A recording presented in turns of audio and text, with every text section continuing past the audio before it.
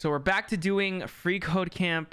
We're going now through Python objects. So last time we did this, we did web services. We went through all of the web services. Now we're going to go through Python objects. And so we're going to go through that, try to get it through as much as possible through the relational database section, and then data viz, and then we have the Python projects at the end. So there's that. And then once we're done with scientific computing with Python, we're going to move into the, the data analysis with Python cert. Literally, I'm going to go through every Python course through here and literally try to speedrun it.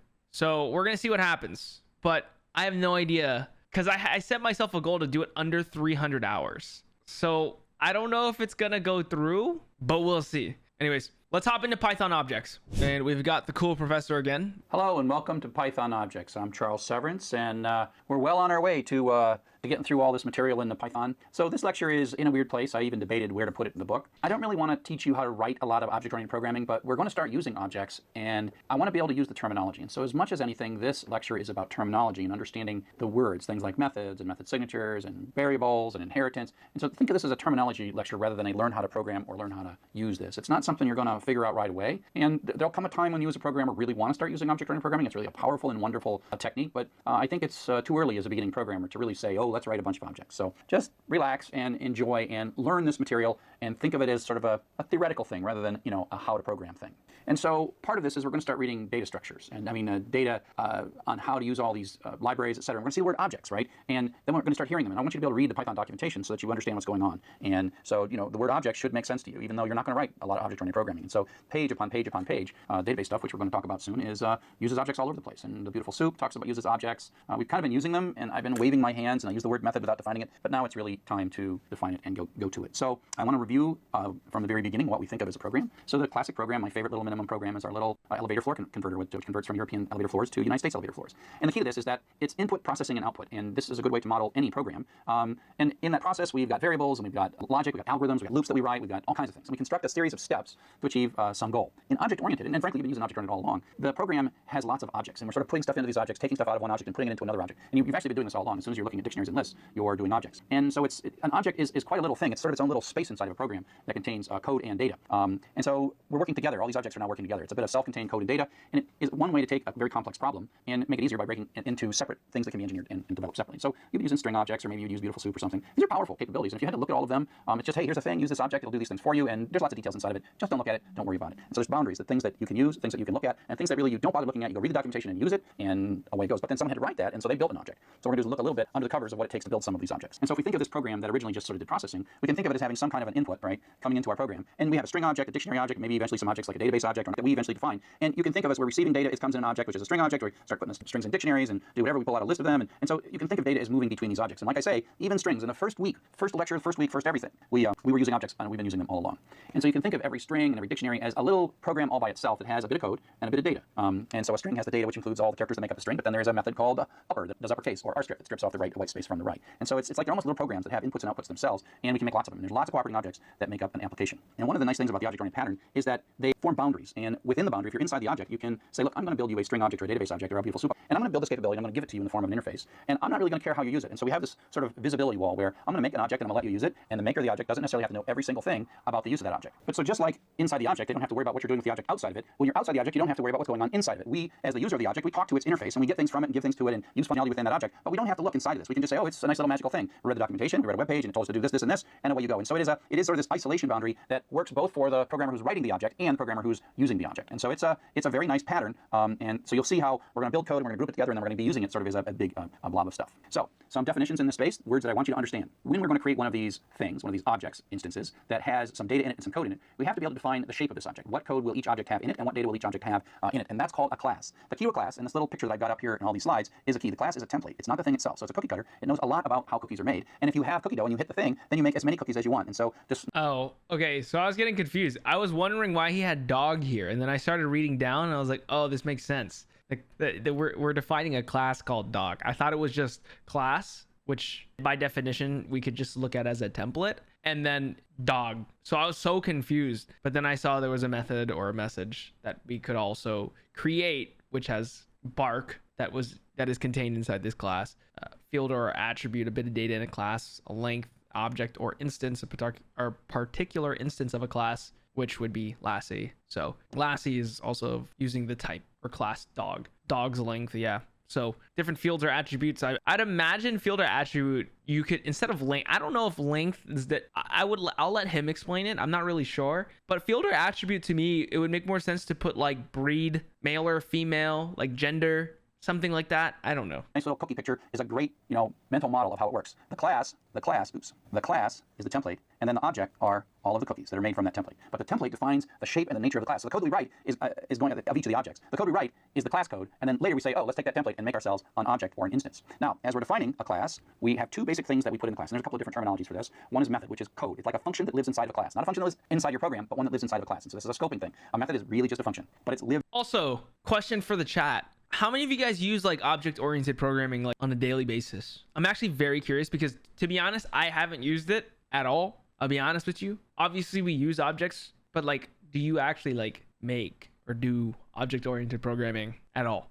It lives inside the class. And then fields or attributes are data items. So they're variables that are defined in the class. You can define variables outside the class that you're using in your program. You've been doing that all along. But if you're saying, I'm going to build this capability, and it's going to have data inside of it and code inside of it. The code is the method or message, and field or attribute. And there are just two different sets of terminology. Method is what I'll probably use. If you look in some object-oriented patterns like Smalltalk or Apple, they often call these messages. So you can either like access a method inside of a class or an object, or you can send a message to the object. The same is true for field and attribute. It's just a chunk of data that's in the object that you may or may not have the right to access. So like I said, a class is a template. It defines the characteristics of the objects that we're going to use to make it. It is the cookie cutter. So dog is sort of the exemplar. Lassie is a particular dog. And so dog has fur, and dog barks, and dogs do all these things. And so we know something about dogs, but it doesn't mean the class is a more abstract concept that when it's time to get a dog, we know certain things about dogs. Instances or objects are, once we say, oh, time to make a cookie from the template, time to get a dog, we know something about dogs. That's the creation of an object, and we call them instances, instance of a class. So the class it doesn't exist, but we say, make me a new object using this class as its template. Oh, and I'll make me another one. So we can have many, many objects from one class. So just like many cookies from one cookie cutter. Method is a bit of code that lives inside of an object. It's like a function, but it's scoped to within the object or within the class. Okay, so that kind of gets us started on some of the terminology, and we'll come back and we'll take a look at how we write code that's object-oriented. Which is not true about objects in Python. What? Objects are one of the... There you go. Okay. 77% complete. All right, let's keep it moving, huh? What will the following program print? X equals 0. We have a method here of party self.x equals self.x plus 2 print self.x. I'm pretty sure it's going to be... see, here's the thing, though. I don't know if it saves, though. So initially, I thought it was going to be 2 and 2. But I don't know if the value changes in state and then stacks if we do this, right? Like, this does make sense. So then this right here will run, obviously, party once. And then it does save as 2 in state. When we do it again, then we'll do 2 plus 4. So I think it's D. Okay, so now that we've gotten through the definitions, let's work into some sample code. Hey, look at this. We've got ourselves a cookie cutter and some cookies. So remember. Okay, so classes reserved. Each party animal object has a bit of data. Construct a party animal object and store it in party animal. Tell the object to run the party code within it. Okay, so this is the same thing that we were running through. The instance in as the first parameter. And so self ends up being an alias of n each time these are called. Now, if we make a different variable and a second object, which we will eventually, you will see that works a little bit differently. And so this syntax is a short version of that. Oh, so self is new to me. I've never used self, obviously. Like, can self be seen as this in JavaScript? And then it's just pointing to the whatever instance we initialized. Okay. So then self is a replication of n or an. And then anytime we say this, then we're pointing just to this one. Interesting. Very, very interesting. Since you're calling it an n, it is an instance method. Yeah. Okay, cool. Copy that. And so an is now pointing at that. Then when we call the party method, that basically takes this an so far self.x is 2, constructing the objects all along. This code here says, hey, make me an empty list. Well, it turns use append is when that is done being constructed, stick that into y, right? And so within an object. And so you've been using the syntax all along. X.sort, dictionary.items, all of those are methods within the corresponding class. If we take a look at this line of code that we've been doing for a very long time, which says, oh, stick hello there, if I reword that method, that's an object, not a class, it's an object, and that is the object lookup operator. So an is a variable that contains an object of type party animal. We ask what type it is, and it prints out here. It says, this is a class, and it's main underscore party animal, and this whole thing here is the underscore main, it's scoped underscore main. But you can see that you have made a new type. You built a type by using this class keyword. And then we use the dir. Remember, dir looks for capabilities, and again, you will see n.x. Okay, so then it'd be 2 and 4. Yeah, okay, so it does save state. All right, very cool. Now we're looking at object life cycles. This guy is great in my opinion. I really like him. From all the videos that I've watched during this course, he's been very, very good at explaining certain things and helping me understand them. And it takes a while for me to understand certain concepts. So it's been really, really good. What will the following program print? So we have another party animal class, x equals 0, name equals a, or I don't know why I just said a. I think because you just typed in a. So name is equal to an empty string, def. So we initialize self and nam. Self.name equals nam print. So this is this init function or method. This is the one that's automatically when this class is initialized. No, is that what that means? And so then we print the name constructed. Okay, that would make sense then, right? Because then we have to, we're passing in self and then a parameter with this. So we have to give it a name. Init is the constructor. Okay. So it's required for this class, or for an initialization to work, we have to pass it a name in order to create this object, right? Or an instance of this object. And then we have a party method, which has self and self.x plus self.x plus 1. So then we get 1. Not required if you don't need to do anything. Okay. Print the name party count self x. Okay. Q equals party animal Quincy and then Mia. So Q party. So this is going to print Quincy constructed. What do the other ones look like? Party count 1. This is wrong. Quincy constructed, Mia constructed. That's also wrong. This one's right. I think it's B, right? Because if we're going in order, so Q is Quincy, M is Mia. Quincy constructed, Mia constructed. So that's in chronological order right here. Or well, here, right? And then Quincy party count 1, Mia party count 1. Wait, yeah. It's the only one that really makes sense. Because then we run q.party again and we already had 1, so we counted to 2. So. And there's all this dynamic memory that comes and goes. Used and discarded. Okay, so objects are created, used, and discarded. We have special blocks of code methods that get called at the moment of creation, at the moment of destruction. Destructors are seldom used. Okay. Primary purpose of the constructor is to set up some instance variables to have the proper initial values when the object is created. So yeah, so we're just setting a name here for its initial constructor. And then, so this one. So here's a bit of code that we've got. It's our party animal, and a lot of it is the same as what we've been doing so far. So we have this variable x, and the constructor has a special name, underscore, init, underscore. Again, we pass in the instance of the object self. And in this one, all we're going to do is print out that you're constructed. And here's this code that we've had before. And now we have underscore, del, and then we pass in self. And we'll just print out that we're being constructed and what the current value of x is for that particular instance. So let's go ahead and run this. And so again, this doesn't really do any code up to here. That just defines party animal, but this is the constructing of it. And basically that says, oh, and it really kind of creates these variables, and then it also runs the constructor. And so in this case, this line right here is causing I am constructed message to come out. Then we do and party, and that says 1 and 2. And here's an interesting thing. We're actually going to destroy this variable by throwing away and no longer points at that object. And is going to point to 42. So we're going to sort of overwrite and put 42 in it. And at that point, Python's like, oh, this whole little object that I just created, somewhere it's out here. It's vaporizing it and throwing it away. And so before this line completes, it actually calls our destructor on our behalf. Yeah, I don't think I've ever seen a destructor used before. Okay, cool. A constructor is a class. In a class is a special block of statements called when an object is. We can create lots of objects. The class is the template for the object. We can store each distinct object in its own variable. We call this having multiple instances of the same class. Each instance has its own copy of the instance variables, right? Okay, fairly simple. It's funny because like for us, or not for us, well, I say us, but in JavaScript, this would be like in the constructor, it would be like this .x or this .name. Or well, would it? No, it actually wouldn't. So this is the same. We would have only in the methods would we call this, right? Was it only in the methods that you would refer to this, or would you really, because it would be like x equals this .x or something like that. I don't know. So arrow functions couldn't use any of the initial variables. Oh, no. It was just because syntax, right? Arrow functions were like ES6 or something. So you couldn't use this. Yeah. Okay. I totally forgot about that. Okay, cool. So we're right when it's B. This is called, it makes called JParty. That turn we have now instance variables or the object fields or whatever, but they're the variables. It's cool going through this now, because I feel like I learned about object-oriented programming with JavaScript a long time ago, like maybe 2-3 years ago. At this point, when I was reading Eloquent JavaScript, and I think object-oriented programming was in there. It was either that or one of the other JavaScript books that I had. And it's cool to see that some of my knowledge has kind of stayed with it, and I'm able to kind of relate it to this with objects in Python, just syntactically what's different, and just convert some of that knowledge. I know it's not very different, like object-oriented programming is somewhat the same. The syntax is just different between languages, but it's kind of cool to see. So all right, we're gonna guess it's B. Our answer is right. I knew it before I even knew it. We're 80% done. We are 80% done. Okay, inheritance of objects. So we're gonna go off of previous knowledge. What is inheritance in an object-oriented programming, or in object-oriented programming? A new class created when a parent class is extended. A constructed instance of a class. The ability to create a new class by extending an existing class. A method that is called at the moment when a class. I think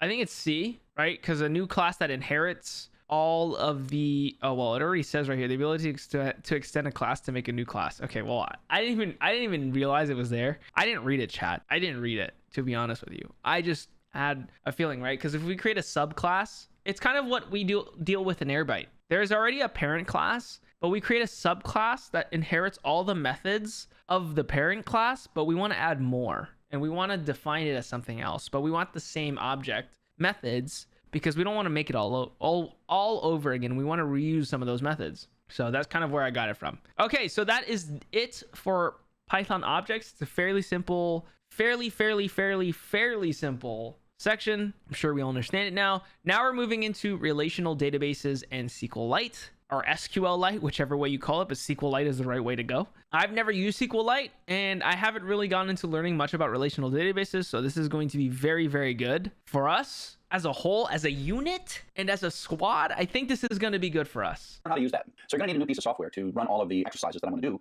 called SQLite Browser. We're using a database called SQLite. Go ahead and download this. You might have to pause and come back if you like. Go to sqlitebrowser.org and download it and install it. While you're doing that, we'll talk a little bit about the history. So in the old days, 1960s, 1970s, I started doing computing in 1975. We didn't have a lot of storage. I mean, this is 16 gigabytes right here, and we didn't even have megabytes. I mean, the computer I had a few megabytes of stuff. So we didn't have a lot of disk drives, and so permanent storage was often sequential in these tape drives that we had. Tapes and tape drives were the scalable part of storage because you could just make more tapes and you could rack them up, and so that was our way of greatly increasing the storage of the computer. The problem they had is they were sequential. You read it advances, read it advance, read it advance. Now, interestingly, we've been writing programs that do this. That everything we've written so far pretty much reads the whole file, reads the whole web page, reads this. Everything we read it either a loop or read the whole thing. And that's because we have plenty of memory, but we're still reading sequentially. And so the way you would do this when you didn't have enough spinning storage or online storage is you'd use offline storage, but the trick would be that you would sort it. So let's imagine that you're a bank and you have a bunch of accounts, only a few of which are active on any day, and you have a tape that has account number order from low to high, the prior balance, last night's balance of every one of your bank accounts, and then you do all the transactions and you record how much money was taken in or out for each account number, and then you sort those transactions. And then what you do is what we call a slow master update, and that is you would write a program that would read the first transaction and hold on to it. Say, okay, this is account 45. Then it would read the first count like 1, and it would copy 1, and then it would read 2, and read like 7, 8, 42, 43, then it would read like 44, and then 45, but it would now simply reading and writing, never retrieve. The problem becomes is what happens if sort of in the middle of the afternoon you want to update a balance? Well, do you want to read all your data and then write a brand new one, and that's say that takes Random access memory or RAM, we can just download that, right? We can just download RAM. That's the thing, right? like 10 minutes. That means for that 10 minutes, only one person can be updating their bank balance. And so because we could randomly access this data, we didn't have to read it all secretly. The trick was how do you spread the data out, and then how do you make it so you can change a balance? This is, of course, second nature today, but how do you make it so you change a balance here without changing the balance there? And you can have multiple people going simultaneously to these things, and make sure that you can't say withdraw money at 2 different locations simultaneously and somehow have your bank balance get corrupted by that. So there's a lot of debate on how to do that. And early days, we just did sequential master update, but increasingly we wanted to make better use of the random nature of our computers and our storage. And so that's what led to databases. Databases are the science of how you make use of rotating random access data, permanent data, in a way that allows you to read, modify, and update that. Some databases had an inherent advantage because they were based on some really powerful mathematics. And the interesting thing is early on, the relational databases were slower, but eventually they figured out how to sort of bring all the cleverness to bear to make relational databases fast. And so relational databases are a pretty advanced technology, and there are companies like Oracle that are very, very wealthy, and their primary product for many, many years was nothing more than a clever database product, a clever piece of software that was really good at solving this problem. And that's how important this problem was to computing. If you read about databases, you're going to see two sets of terminology. One set of terminology comes from the mathematical background and has to do with the underlying math, things like relations, tuples, and attributes. That's kind of like the fancy math version of it, and programmers kind of think of them as rows and columns inside of a table. And so if you look at sort of fancy theory, you'll see words that look like this, and they're just full of this and the connection. All Why do we have to change the name? So a set of tuples that have the same attributes. So a relation is defined as a set of tuples that have the same attributes. A tuple usually represents an object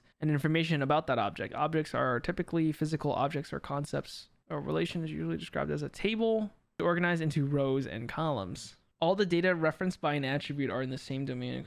Okay, trying to understand this. This is important and true. Because now using tuple in this context confuses me with a tuple in Python. That's what I was starting to see with this diagram at least. Tuple is just a row, an attribute is just a column. You sort of begin to understand the rows, and each row has a different kind of data, and we have different kinds. So one of the early arguments that happened was, again, what the programming model for this was. And a lot of folks wanted a programming model that reflected how the data was actually stored, which came about in a way to express what you wanted to happen and allow that to be sort of a very abstract expression. Select all records that meet this criteria, not read. And so structured query is not a procedural language. It is a imperative language where you're simply saying what you want, and then somebody writes the loop. The database actually does the loop, but it's a way for you to avoid actually writing the loop. Now that turns out to be the power of databases, because the cleverness in how to write the loop is a way that you would probably never figure out how to be most supremely optimal when it comes to writing the loop. As you'll see toward the end of joining many tables together and selecting and throwing array and getting down a count or whatever, someone has figured out how to do that really, really well. So the idea was, as you express, we're going to create some data, we're going to retrieve some data, we're going to insert and delete it. Create, read, CRUD, C-R-U-D. Create, read, update, and delete, CRUD. And so that's what this does. It's a language that does this very simply. Now, the applications that we're going to use this for are more of a data analysis application. We've been doing data analysis through the whole course. And the kinds of things that we'll see in the remaining chapters is we'll take some raw data file. These might actually come across the network, and we'll write some Python programs to play with that data, parse it, clean it up, make sense of it, and then write it into a database. And this might be a slow process, or this might be really nasty, and this might be a way to have very clean data. And then we'll write another Python program to sort of read through it, and it's all efficient and pretty. And then we can produce files, and maybe we'll visualize it or do further analysis in our Excel or JavaScript visualization framework. And so in this situation, you will be the person who is both sort of writing the programs, database administrator, and you can, using SQL browser, play and look at the database kind of in a raw way. And the first part of this, we are mostly going to be using SQLite browser just to talk straight to a database. Later, we'll write Python programs that read and write data and visualize the data. So this is what we're going to do first. And then second, we're going to do this part right here. That's the second thing we're going to do. Now, another really common use of applications, and something that if you continue learning more about programming, is that you will want to write an online application like Amazon or a company or Twitter that's got a website and it stores dynamic data in databases. And so the picture for that is similar but different than Pictable. And then there's another person often called the database administrator. End user, our software, SQL to the database, SQL to database tools. What? Okay, actually. And inside that database, we talk to the database using an online application like Amazon or a company or Twitter. It works is that you, the end user, uses a web browser, talks to the application, and the developer writes the application software. And that application software stores its data in a database. And inside that database, we talk to the database using SQL, and all the data is actually stored here. And the magic happens. The data server is that database software that's so precious and valuable. And then there's another person, often called the database administrator, who has access to the direct access to data. And these roles in medium and large projects are kept separate, mostly because the I read DBA as doing business as, so like completely like not related at all. The production, while it's running in live, the developer leaves the data alone and works on, say, the next version of the software. And then the developer has a test version of the application that they run on their computer where they're doing all that stuff. And so this database administrator is a role in a large project where we have to run production and keep production careful, keep production in good shape. So the database administrator has this responsibility for the production aspects of the data. And you may be working in a situation where you're not actually controlling the data. The database servers on different computers. You have a little special access and you write programs to sort of read the data. And so the database administrator is the person who is asked by the organization to administer that data. The data that we develop, and we'll do this in the second part of these lectures, conforms to a data model. That's the metadata. Is this large organization you can easily run into Oracle, which is the #1 commercial product. Microsoft has a thing called SQL Server, which is a commercial product, and it's also very popular and very effective. The more popular open source, there's things called Postgres, there's MySQL, and MySQL recently was sort of bought by Oracle, and there is a copy of that called MariaDB that doesn't belong to Oracle, MariaDB. And so most of the SQL that we're going to learn is common across these databases because database systems, because SQL is a standard, but then there are parts that weren't part of the original standard where each vendor has done things a little bit different, but there is a core common subset that does the basic create, read, update, and delete operations. So SQLite is a very popular. You probably have it in your cell phone 10, 12 times. Your web browser has a database engine in it. Your car has a few databases in it. And so SQLite is what's called an embedded database system. Python comes built in with it. You just import SQL and away you go. And so it's a very, very popular because it's free, it's open source, and it's such a tiny little piece of software that you just include it in other pieces of software and use it to solve the data management problems of those pieces of software. Like your browser might use SQLite to store your bookmarks. And you think, oh, there's only how many bookmarks can you have? But what if you need it to be fast? And what if there's like people who have 10,000 bookmarks? There probably are. Do you still want it fast? Do you want to be able to search? And so you get all that by using a database like SQL. And so again, we're going to encourage you to download the SQL browser so you can follow along with what we're going to do coming up next. And so here is the SQLite browser. Here's what it looks like. And it's just a desktop application. And coming up next, we'll start playing with this desktop application and see how it works. Cool. Okay, so index was one that wasn't a part of it. Make a relational database. Now, let's see if my SQL knowledge is going to come into play here. What SQL command would you use to retrieve all users that have the email address Quincy@freecodecamp.org? So it's going to be one of these. Ooh, okay. It's either this one or the last one. I think it's this one. No, I actually think it's equals. No, I take that back. Email equals. Yeah, because we want a strict. Because this, instead of, I don't even think is one of the words that you could use as SQL. Is it? Like email? Yeah, I don't know. This is all basic SQL stuff though, I'd imagine. Damn, wait, hold up. This is like an old version of Mac OS. This looks ancient. Oh wait, no, this is the thing. Never mind. Okay, so it's the last one. Very cool. We're just going to speed through this. We're going to test my stuff. Relational database design. Okay, never mind. Not going to. What is the best practice for how many times a piece of string data should be stored in a database? Okay, never mind. Not speedrunning through that. So now we're going to take a look at how we deal with more than one table, multiple tables. Because the real power of SQL and the power of database performance has to do with when you start connecting tables together. If you go back to the original mathematics, it models data at the intersections between the row and the columns. And these intersections are the magical bits. And so breaking an application to use multiple tables is an art form. It takes a while. There are some simple basic things that you can learn, and we'll teach you here. And so it's not too hard to learn the basics, but then it's much more complex to be super skilled at it. And in general, databases, in my mind, it's hard to teach advanced databases because they're always so contextually grounded. Something like a Twitter or Google, the databases are so specialized. By the time you make, everyone can do small and medium-sized databases using the basic techniques, but at some point, once you escape medium-sized databases, you end up in these sort of narrow things and optimize each database very separately. And so I just tell people, learn the basics really, really well, write programs, and then go do real work. But database design is the act of figuring out the data that your application is going to want to store and spreading that across multiple tables. But we don't just do it randomly, we do it very much cleverly. And if you look at a data model, this is what it looks like. And what we're showing here in this data model is we are showing 5 tables, and this is a kind of a calendar kind of a system. And we're seeing the columns that are in each of the tables, and then we're seeing the relationships between the tables. And even in these relationships, there's kind of a little bit of code. And when you have an arrow that looks like that, there's many of those to one, and this is a many to one relationship. Many to one relationship. We'll talk all about that stuff. But if you go into an organization and you have a really large and complex data application, they might have something printed out on the wall that looks about like this, which shows the database tables and connections, et cetera, et cetera. And they might say, oh, your job is to go down in the corner, add one column field, and then do this, and then connect it with this thing over there, and then make a screen that shows all these things that pulls from this table, this table, this table, and that table. And that's your job if you're a programmer on a large software development project. These database models become sort of like the core backbone of the knowledge that applications are managing and using. So the idea is that you take your application and you have to draw a picture. And the basic rule, and literally you could spend course upon course learning about database normalization. But I'm going to distill it into one basic rule, and that is never put the same string data in twice. So my name is Charles Severance. If I build a database well, you should go into that database and you say, okay, the words Charles Severance, which is the name of a person, me, in that database, only shows up once. And what we do instead is we connect things together and model my name as a connection to the record that has my actual name in it, rather than putting my name all these other places. And so the idea is to pull duplicate data out and make only one copy of it. So there is the users, and then there's the user's name, and the username shows up only here, and everything else points to the particular user entry. So that's the idea. And so here's our first application. We are working as a startup. We just quit all of our jobs, and we're going to build a music management application. I mean, what a great idea. Don't you think that'll be quite successful? And so we have mocked up, and we have figured out that this is what our music management application. We want to track people's tracks, know something about what artists and albums and genre they are, and have ratings and how many times we played them, and how long they are. That's the data that our application needs to represent. And we've done testing on this and wireframes, and it loves this. It's a great user interface. And so this is how it's got to look. But we're going to have billions and billions of tracks in these things. And so we want to come up with an efficient database to handle this. And so we're going to take a look at this and look at each of the columns. And we're going to ask ourselves, is this column part of one of our existing objects, our existing tables, or is this this object have to create a new table? And then once we define those different objects, we connect the tables together and model the connections. Now, a little trick to kind of make it a little easier on ourselves is we can look in these columns and look in the columns that have duplicate information vertically, that's string information. So rating is just a number like 0 through 5. So we don't worry too much about integer numbers and that kind of stuff or whatever, but we do look for strings. And the problem here is we got like these strings occur many times. And so these are the problems. And so we have to put these things where there is replication of string data kind of in the vertical dimension. We have to put those in different tables. And so we'll start. Now, the first question that you have to ask yourself when you're going to draw this picture of how this data is in multiple tables and connected together is, what is the first one that you're going to write down? And this is an interesting debate. And often people sitting in a conference room, and people who have experience kind of know what to do. Usually if it's a multi-user system, like a learning management system, the users might be the central concept. Perhaps the courses might be the central concept. This is a single user system. And so you can think, well, what is really this application about? It's not about people. It's one person. But it is about tracks. And so we can say, okay, here we'll take the track is probably the sort of most foundational notion of this application. And then we can take and say, okay, now that we've decided that tracks are the foundational notion, which of these columns are simply an track? Not really in the cheating way and the easy way. And this particular one is like these numbers, all these numbers, like this number and these numbers, not that one. They just go along the track. And so we'll put that in. We got the track title, rating, length, and count, and we put that in. And then the question is, we've got the remaining things are, we've got the artist, we've got the album, and we've got the genre. And so we can say, okay, well, we've got some vertical duplication. So we're going to say, okay, this track probably belongs to an album. So let's pull out the album into its own table. And so taking care of that taken, now we've got the table and the genre table. And if we sort of double check, all of the columns that had vertical duplication in them now have their own little table. So we can eliminate, the next thing we'll do is to show how we're going to eliminate this vertical duplication by showing how you represent these relationships that we just created inside of the database. Okay, so we only want one string in there. Representing relationships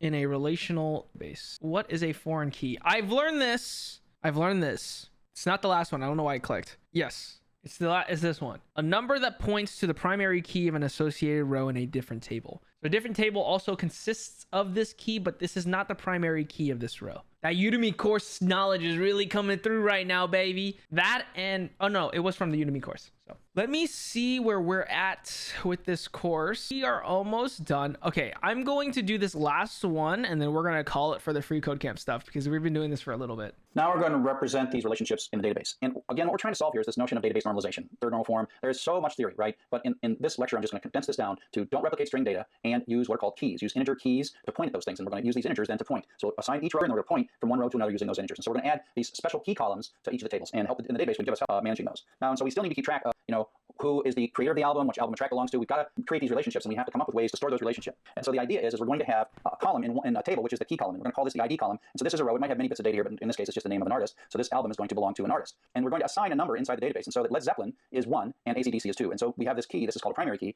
And then later, when we want to say that the Who Made Who album really was done by AC/DC, we put the number 2 in. And so the difference here is, instead of saying AC/DC, in this record, we just put the number 2 once we've established this number. So we assign keys, and then we have these pointers that point back. And so that's how we model a relationship with these small integer numbers.